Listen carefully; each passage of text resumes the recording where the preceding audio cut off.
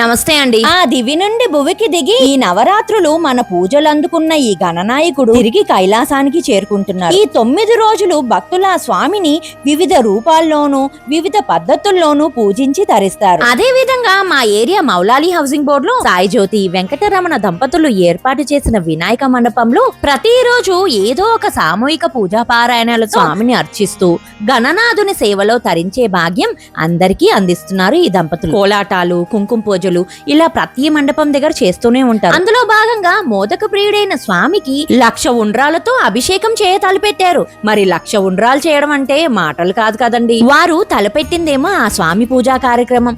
మరి అటువంటి కార్యక్రమానికి భక్తులు ముందుకు రాకుండా ఉంటారా? మీ ద్వారా ఆ స్వామిని కొలిచే అవకాశం మాకు దొరికింది అంటూ కాలనీలోని మహిళలందరూ ఆ గణపతిని మనసులోనే నామజపం చేస్తూ ఎంతో భక్తి శ్రద్ధలతో 1,00,000 ఉండ్రాలు చేసి ఆ పూజకు అందించారు. ఈ ఉండ్రాలను చూడండి ఇలా ఆవిరికి ఉడికించి సిద్ధం చేస్తారు. ఇక సాయంత్రం వేద పండితుని మంత్రోచ్చారణలతో ఆ పార్వతీ తనయునికి 1,00,000 ఉండ్రాలతో అందరి చేత ఆ గణపతికి అభిషేకం చేయిస్తారు. అనంతరం ఇలా స్వామికి అభిషేకించిన ఆ ఉండ్రాలను పోపు వేసి భక్తులందరికీ నైవేద్యంగా అందిస్తారు.